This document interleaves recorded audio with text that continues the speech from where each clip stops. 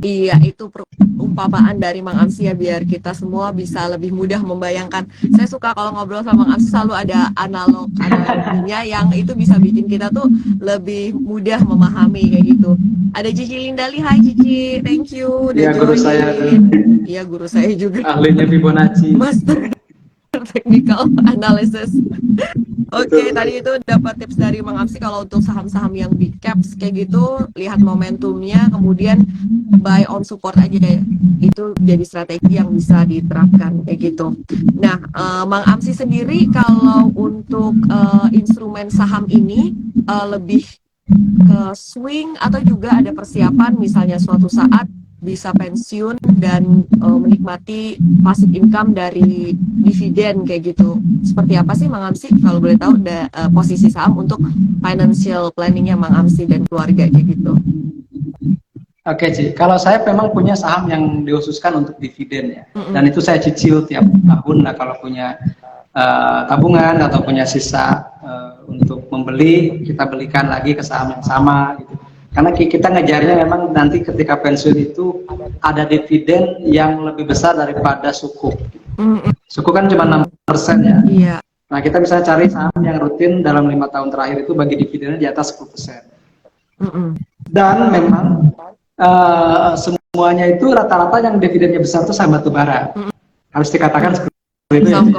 Jadi memang saham-saham batubara yang dividennya besar gitu. Dan kita cari saham batubara yang katakanlah cadangan batubaranya itu masih bisa 30 tahun atau 50 tahun yang akan datang masih ada cadangan batubara. Meskipun banyak orang yang mengatakan ini sunset industry, kemudian ini istilahnya sektor yang mungkin nanti tidak akan tergantikan oleh renewable energy dan bla bla. Tapi sampai hari ini kan masih tetap aja dipakai gitu. Ya itu kan isunya sudah lama ya, selama masih jalan ya kita pakai aja dulu. Nanti dan kenapa kita harus pilih saham yang ada dividennya? Jadi ketika saham itu harganya turun, kita masih bisa menghasilkan dari saham tersebut dari dividen pertama. Seperti itu. Dan yang lainnya ya kalau swing saya pun tidak terlalu sering ya. Jadi saya memang memilih saham yang kalau ditinggal lama pun saya tidak khawatir karena fundamentalnya bagus. Karena buat swing yang pendek pun saya waktunya kadang tidak ada juga, Ci. Oh, Belum ada lah. pendek pun masih terbatas waktu ya, Mang Amsi. Betul. Jadi memang lebih. Kalau online dulu sih ketika masa COVID saya bisa sedikit ya karena belajarnya daring dari rumah. Iya. Sekarang sudah offline lagi, harus di sekolah. Jadi waktunya memang tidak bisa, belum ke sana lah, belum punya waktu untuk bisa full time trading. Baik, beberapa teman ada dua setidaknya saya baca di sini nanyain hukumnya saham syariah. Kalau di scalpingin tadi sebenarnya udah dijelasin sama Mang Amsi di depan. Tapi mungkin Mang Amsi berkenan untuk menyampaikan lagi ke teman-teman yang baru bergabung ini hukumnya untuk scalping saham syariah. Oke, scalping itu kan beli sekarang jual berikutnya gitu ya. Iya. Itu boleh. Selama tadi syaratnya dua aja. Syaratnya diingat, pokoknya jual beli saham itu berpulangnya ke dua hal gitu, Ci. Pertama, efek yang diperjualbelikannya efek syariah. 527 saham isi gitu ya. Silakan nanti cek teman-teman. Saya suka mengupdate-nya di bit.ly/isi update. Itu silahkan cek, itu Google Sheet free, semua boleh diakses. Saya suka update itu kalau ada pengumuman yang baru. Jadi sahamnya syariah, yang kedua transaksinya syariah. Misalnya kita belinya nggak pakai margin gitu.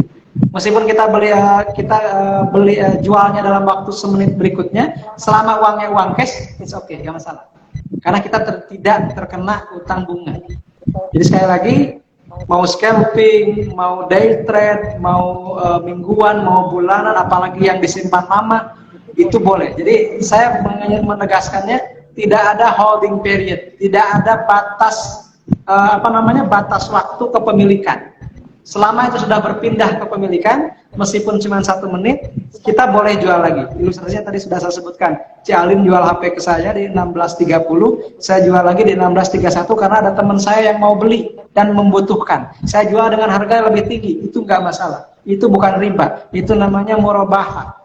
Jual beli dengan margin keuntungan. Kadang orang setiap ada laba disebutnya riba, padahal tidak setiap laba itu riba.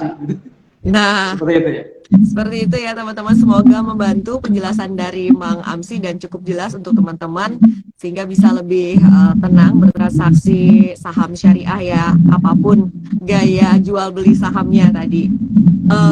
Mang Amsi, saya mau nanya juga, berarti Mang Amsi masih sangat bullish nih dengan saham komoditas ya, terutama untuk dilihat dari sisi dividennya. Kalau kita mau bertransaksi saham-saham untuk mendapatkan dividen, berarti ini harga beli sangat menentukan untuk dividen yieldnya ya, Mang Amsi. Mungkin punya tips lagi selain tadi memilih, Mang Amsi sukanya saham komoditas kata Mang Amsi, dan lihat juga cadangan yang besar kayak gitu ya kalau untuk batu bara nih. Kalau tips untuk membeli saham-saham dividen untuk nanti buat pensiun kayak gimana nih, Mang Amsi? Oke. Kalau misalnya mau beli saham yang dividennya tinggi, teman-teman belinya pas setelah cumdet, pasti jatuh itu saham. Jadi kalau setelah cumdet, biasanya harganya itu jatuh. Nah, ketika jatuh itulah kita beli. Ketika jatuh itulah kita beli. Jadi kita dapat harganya itu harga bawah. Jadi kalau mau buat ngambil dividen, jangan beli pas mau bagi dividen, tapi belinya setelah bagi dividen justru. Jadi kita sediakan cash dulu, Ci. Misalnya kita nabung nih ya tiap bulan, nabung kalau idealnya seperti itu ya. Tapi saya kan setiap bulan juga sih. Kalau kita ada uang lebih, tabung. Nah, nanti kita tahu nih, karena kan tanggalnya itu tidak bergeser banyak setiap tahunnya ya.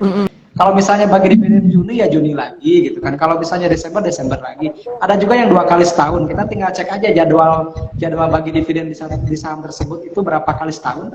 Kemudian kita lihat tanggalnya. Jangan beli pas mau bagi dividen. Kalau beli pas mau bagi dividen harganya naik biasanya.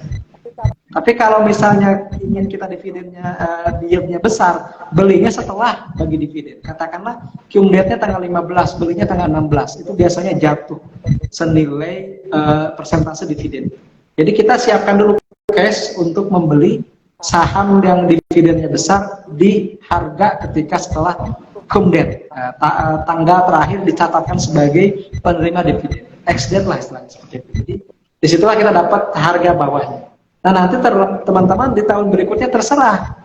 Kalau misalnya gini, kalau misalnya ternyata returnnya atau katakanlah capital gain-nya lebih besar daripada imbal dividennya, jual dulu. Kenapa? Karena ternyata kenaikannya itu melebihi dividen yield-nya. Misalnya gini, katakanlah saham ABCD kita beli di 5.000, ternyata tahun depannya sudah 10.000, berarti kan 100% sih. Sementara dividennya cuma 20%, mendingan jual dulu sahamnya semua, kita simpan cashkan dulu, gitu kan, semenjak dividennya. Pas bagi dividen kita beli semuanya ke harga yang setelah jatuh itu. Jadi kita dapat lagi barang dan terus disimpan sampai kita mendapatkan nilai yang cocok lah atau sesuai untuk masa pensiun kita. Katakanlah sebulan butuh berapa puluh juta untuk biaya hidup. Nah, kalau sudah dapat senilai itu ya kita bisa tanamkan terus di saham. Baik, semangat ya teman-teman. Saya juga punya impian kayak gitu, bisa nanti punya income dari dividen seperti senior-senior saya di pasar saham ya. Dan juga Mang Amsi, ini ada pertanyaan dari produser saya disclaimer on dulu, seandainya nanti ada tersebut kode emiten, bukan ajakan jual beli ya teman-teman. Semua mohon dianalisa sendiri, bukan ajakan bertransaksi. Sekali lagi, Mang Amsi, seperti apa sih kinerja saham syariah tahun lalu, dan untuk kuartal 1 tahun ini, awal tahun ini seperti apa? Ada mungkin beberapa saham yang menarik kalau untuk Mang Amsi untuk kita lihat bersama. Oke sih. Pertama ya, untuk tahun kemarin kita patut bersyukur ya. Kenapa? Karena indeks saham syariah Indonesia itu menjadi indeks terbaik di dunia. Indeks syariah terbaik di dunia. Itu yang pertama. Kenapa? Karena returnnya 15%. Returnnya 15%. Kemudian di Indonesia pun itu mengungguli IHSG, karena IHSG cuma tumbuh 4%. Artinya untuk tahun 2022 indeks syariah pemenangnya. Indeks syariah pemenangnya. Ya. Alhamdulillah gitu. Jadi kalau ada saham syariah itu menguntungkan, kebetulan 2022 menguntungkan. Gitu. Karena bisa sampai 4 kali indeks harga saham gabungan. Kemudian itu dari sisi composite ya. Dan dari sisi perseorangan, dari sisi individualnya lebih fantastis lagi.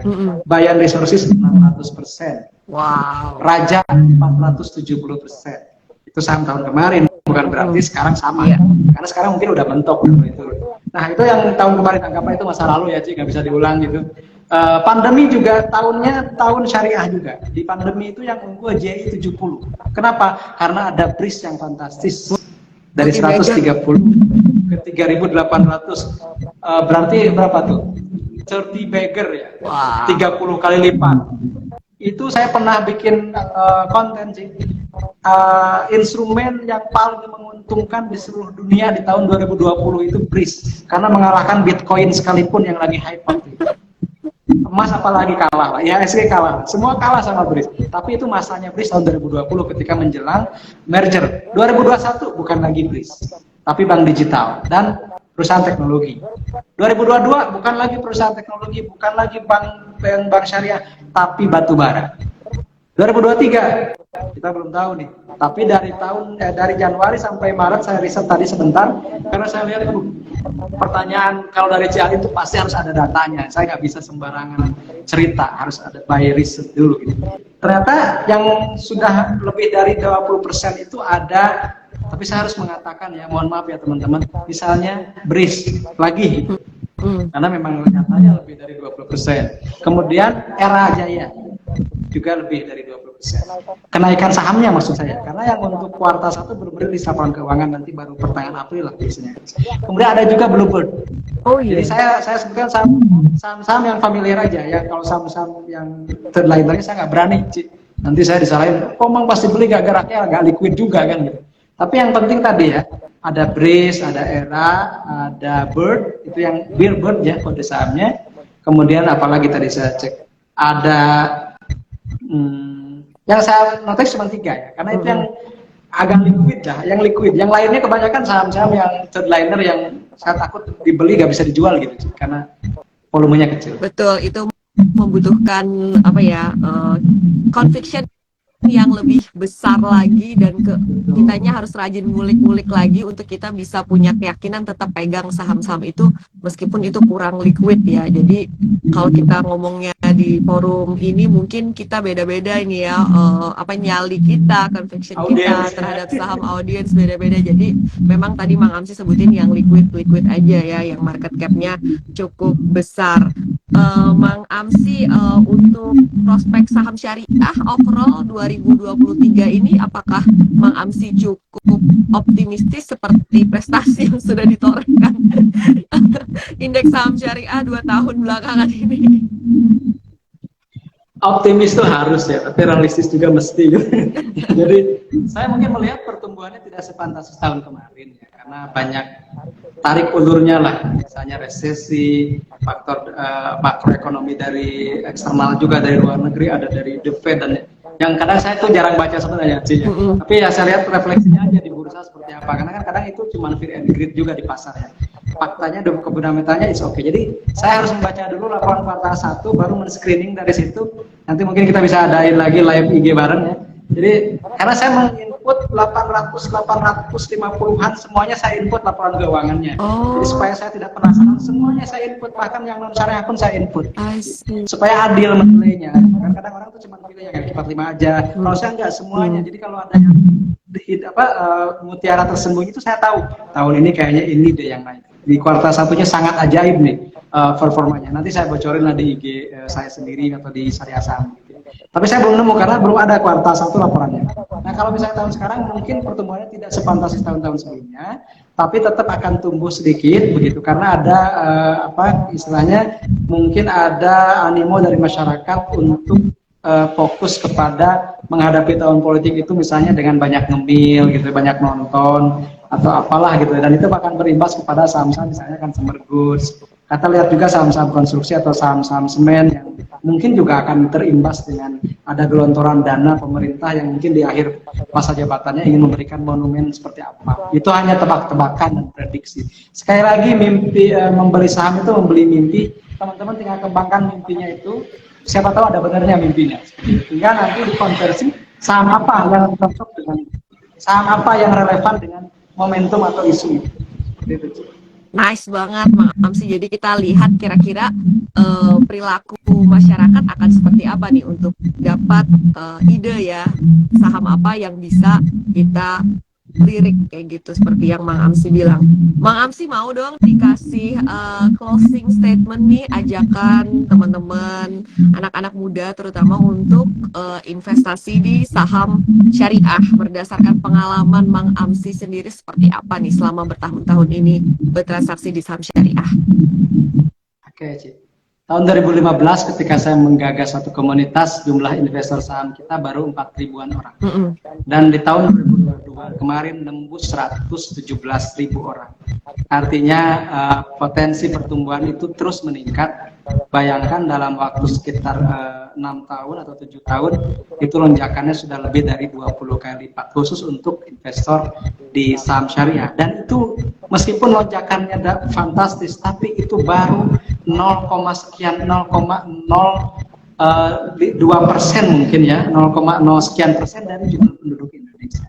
Artinya masa depan pasar modal kita ada di pasar modal syariah salah satunya. Kenapa? Karena masih banyak kita masyarakat yang belum melek tentang investasi syariah, dan itu akan menjadi landasan terbesar pertumbuhan pasar modal atau saham khususnya ke depan. Dan yang tidak bisa diulangi dalam investasi adalah waktu.